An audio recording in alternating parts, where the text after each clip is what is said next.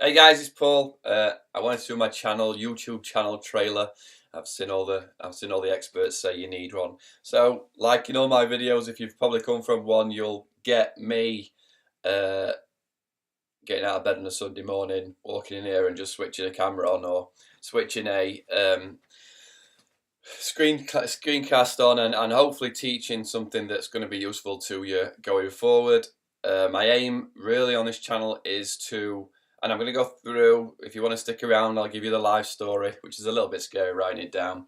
I know you're busy. I know you'll be busy no matter what I do. But if I can get you speeded up in the things that are the mundane, the accounts program, the contact program, the CRM or the IT stuff. Is there anything that I can help you out with to make you faster in your day-to-day work, so that you can get back to creating whatever that great thing is you're creating? Then that's my aim.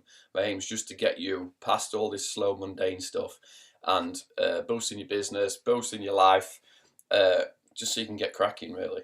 Because everybody's going to be busy. I know what you're like. No matter how much time I save you, you're going to find something else to be busy with. So I wanted to give you a backstory of how I know how to do some of this stuff, or how I came to know what I know. So back in '93, I'm 42 years old now, so I'm not going to let you do the maths. I've just gone, it's August 13th today. So last Saturday I was 42, level 42, which I consider a major upgrade. I've been waiting for level 42 for a long time. I haven't, but just for comedy value, there's a band called Level 42 in there. So in '93, I think I was 17. Jesus. I started work as an alarm fitter, and I worked for 5 years in Doncaster as an alarm fitter, and we got really good at it. We got to a point where we were doing the same things every day, and we were doing certain things every day, and we got into a routine where I think we were probably the fastest guys that have ever fitted alarms. But I mean, there may be somebody out there better than us, but I doubt it. We were cracking out some seriously big systems in a day, but we had plans. We were like, you do this, then you do this, then we do this, then we do this. It was a set routine, and I'm telling you that because I'll come back to it. That was we were unconscious competence at what we were doing. We just worked out the fastest way to do it, and we just did it every day. And we got really fast.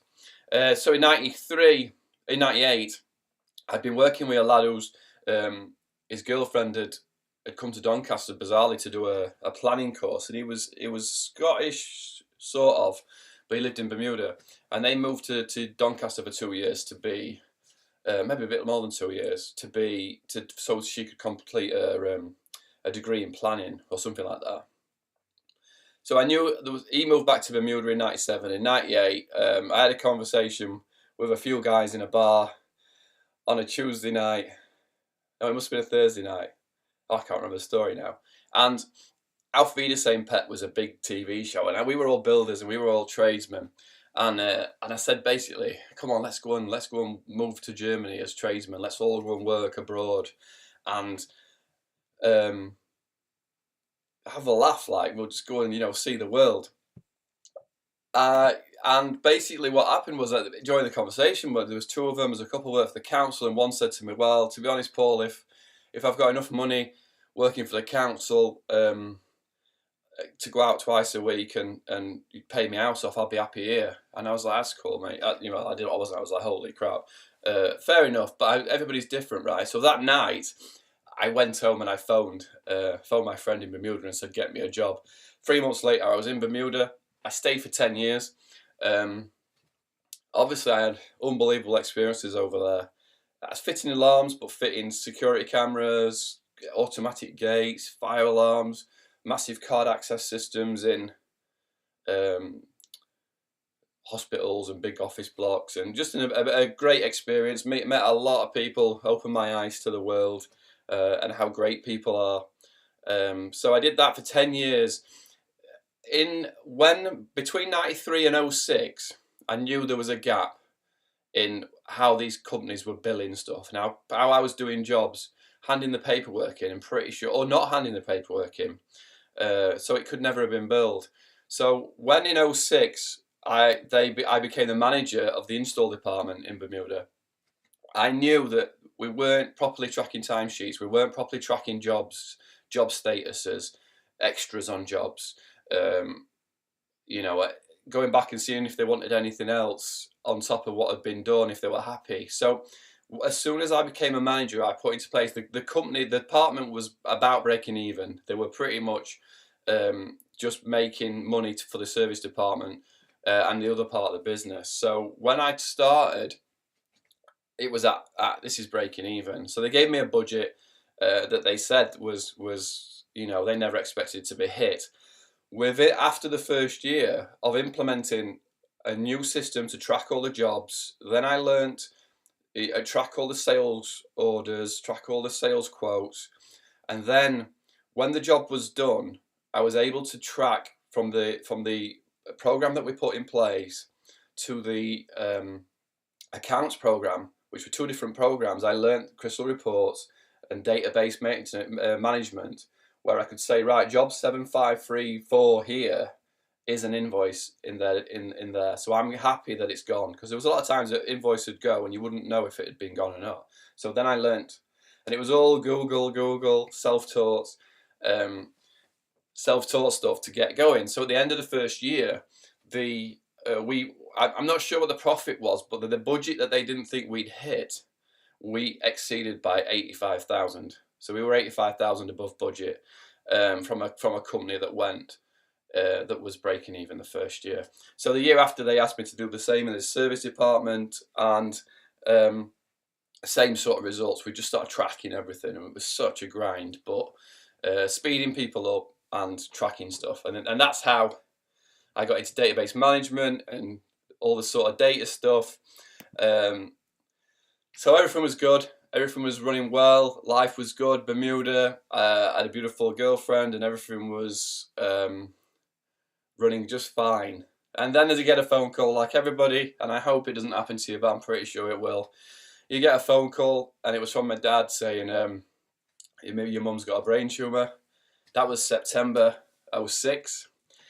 In December 06, she died of it, and that's obviously a big thing for the family and horrific for everybody around us. I'll probably do different videos on that stuff, because it's the first time in life where somebody died suddenly within me. I was bouncing around Bermuda as if nothing could ever happen. Right, I was 30 years old, I think, maybe 31, and that phone call I don't wish on anybody. I don't wish on anybody having to make it or anybody having to receive it. But I can guarantee it's happening.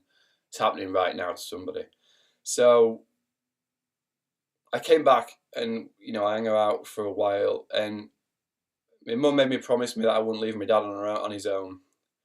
And for a year after, I went back to Bermuda. My sister's just round the corner and stuff, and the promise was in my head, but it isn't something that I hold myself to, or not consciously. But for a year afterwards, I went back, and it didn't feel right to be there. So I came home from Bermuda in April 08 to hang around with my family. It was important, and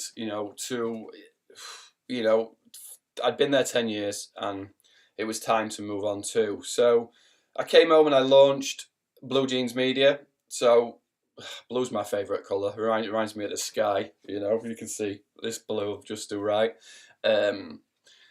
Jean is my mum's name, so I launched Blue Jeans Media. My mum's name. She was a headmistress of a school.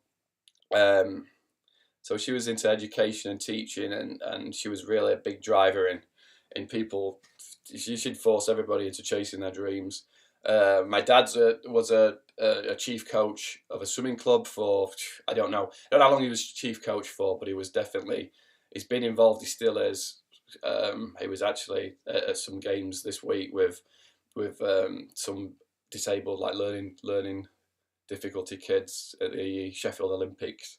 So I've for like 40 years. So I've had two parents that are obsessed with coaching and learning and helping people get better. So it was good grounding for launching Blue Jeans Media, which I did was more the online stuff. Geez, this video's getting really long, isn't it? So it was more the database stuff and the things I was doing with security. It wasn't what was about to happen. I didn't have a clue on. So that was the launch of Blue Jeans Media. In 2009, I wanted to raise some money for brain tumor charities because I knew that we didn't have the support we needed when we got found out. My mum had a brain tumor, so I looked around and I found this amazing charity called Brains Trust, and they do that exact thing. You know, obviously brain tumors is brain surgery for some people, so you know, the doctors are so crazy busy they can't give you the support they need. So this charity did exactly that. They give you the support, they make the phone calls, they tell you what to say in reviews, they come and give you they come and meet you, they have you know, events for other people to support each other. An amazing thing. So being who I was or am, I wasn't going to run a marathon, so you'll see I launched the Drink with Paul experience, where I said, if you will donate to charity, I'll come and have a drink with you. So for probably 2 years, I went around the world drinking with people for charity. It raised, I think it's up to now, I'm going to keep doing, not the Drink with Paul because it was killing me because I was drinking too much. It's up to now, it's raised about £15,000 for charity. So I do hope to every venture I've done is we've put something, we've tried to raise some money for Brains Trust, and I do expect to get bigger and better at that as well. So what happened in that though is this is where I learned to do websites. This is like where I learned social media. This is where, you know, Facebook and Twitter and Instagram wasn't about then. So that's when I got online. That's why I got a lot of traction, help, you know, sharing photos, editing, and you know, getting around and seeing a lot of people. And that's how I got an online degree in so many ways. That was a great experience. But at this point, I'd started playing golf in 2009. It got too hard. I quit in 2010.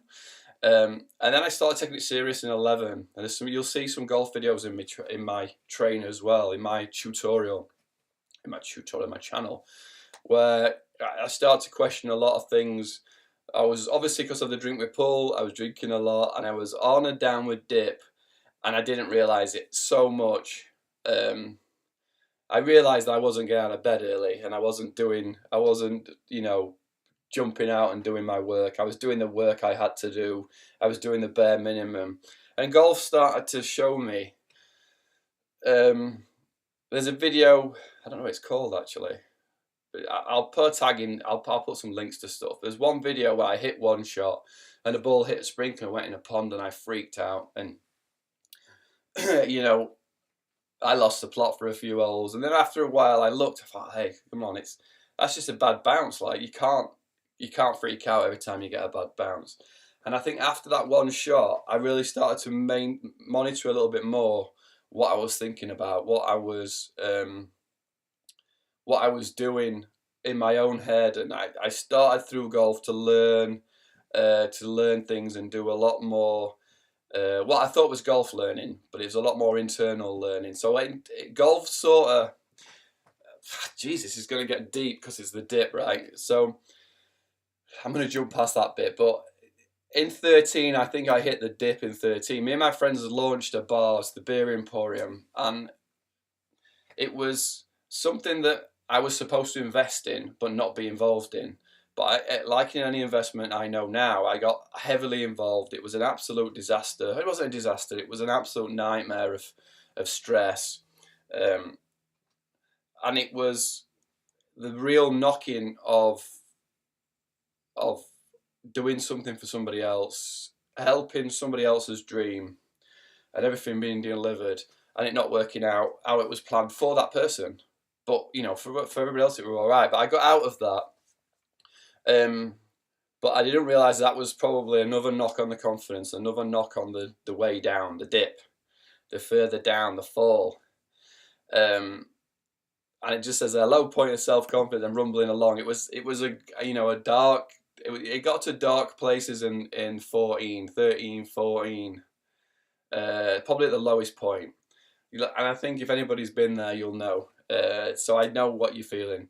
So I got through 14 and 15, and December 15, I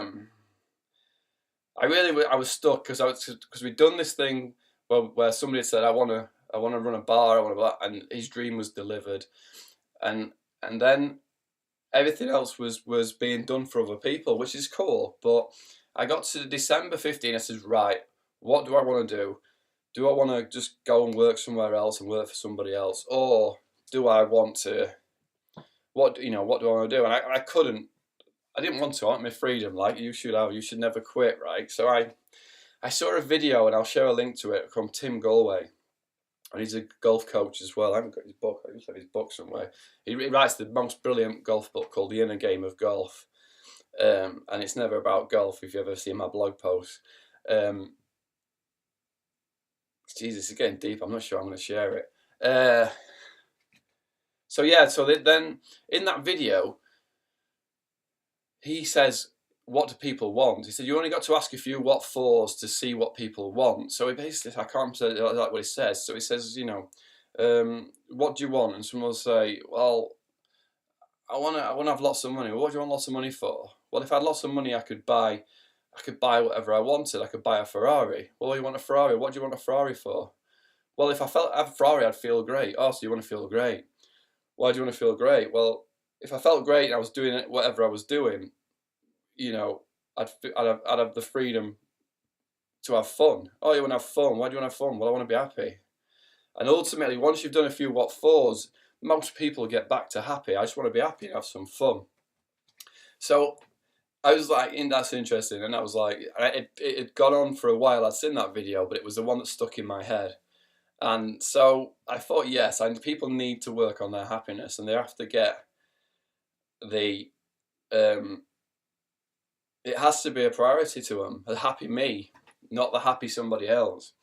And it sounds very selfish, and it is, and it's supposed to be. But when you're happy, you will see the world as happy. When you are pissed off, you will see the world as pissed off. I get that. So if you can work on happy me, then you can change the world, right? So I changed my company name to Happy Me Limited in December 2015. On December 24, 15, I quit drinking for 500 days. Happy Me for me was like, what do you need to do? And I knew that for a while I needed to take a break. I needed to find a reset button. And for a year and a half, for like 500 days, I got to about 500 days, and then I'd worked it out. I'd worked out what was going on with it. I'd got the plan, and I slowly got back into drinking. So, like anybody, I drink too much again now. We'll talk about that later. So I realised that happy me was an important thing, and it wasn't something I had to sell either. It was something I just needed to help people with. I could carry on doing the boring database stuff, but the happy me part of it was important to me. And having known what I'd gone through the dip, and I felt like I was out of the dip the other side, I wanted to help people, not only in the dip, but the people that have plateaued, that want to go further. So I'd done NLP stuff, neuro linguistic programming. I've done Bob Proctor's Thinking into Results program since, which I think is absolutely fantastic. My friend Laurie teaches it. So the NLP stuff is a little bit too tinkery, but I like some of the stuff in there. So I've taken a lot of things from different things that I've done. The Thinking into Results, where they're actual. I've got the certificate here. I don't know if you can see that. Paul Nicholson's Thinking into Results, and it says on there, change is inevitable. Personal growth is always a choice. So whether you like it or not, in business or in life, you're either growing or you're dying. You're not standing still. You're either getting healthier, fitter, you're acquiring knowledge, or you're not using it. And when you don't use it, you lose it. So you're either growing or you're dying. And it's a real, I don't know. It's kind of I don't want it to be so grim to sound it like that. But it's true. You're either growing or you're dying. So personal growth is a choice. And then there's paradigm. I wrote paradigm shifts there, and I don't, So now I do all my videos from me. I live with my dad, so this is that third bedroom. This is Freya's bedroom, my niece's. Teddy bears kind of get thrown around a little bit. So a paradigm shift is all the thoughts that you've accumulated through life. It's the habits that you've created, and in your mind you have set things, a paradigm. You have set thoughts on set things. So I put it there for a really simple example. If I say to people, I live with my dad, they'll go, okay, you're 42, why are you living with your dad, dude? And then I say, well, I promised my mummy that I'd never leave him on his own. And then your paradigm goes, okay, fair enough, I get that, right? It's a little example, but it's not, you know. So if you're thinking I can't do this with IT or I can't do that, you've been drilled to think that. There's nothing you can't do. You'll see at the top of my channel, you've got unlimited potential, you know, and you can do anything. And I believe that. I completely believe it. And it's why I stand here doing videos when I could be doing other things. I could definitely do something else. But this is what I want to do. Not, you know, there's easy roads. This is a harder road. This is not easy to stand and tell you, you know, all the life stories when there are easier options. And you're going to have easier options, but there's things you want to do. So, you know, if we can change some paradigms, then we can change everything that you're about to do, and that'll just be insanely exciting for everything you're about to. Once you start looking at things differently, you can change the world. Like I say, you wake up happy, the world's happy. So if it's not an hour long, any other business, I can't remember what I was going to talk about, but you know, I want my channel to help you out. I want my channel to give you value.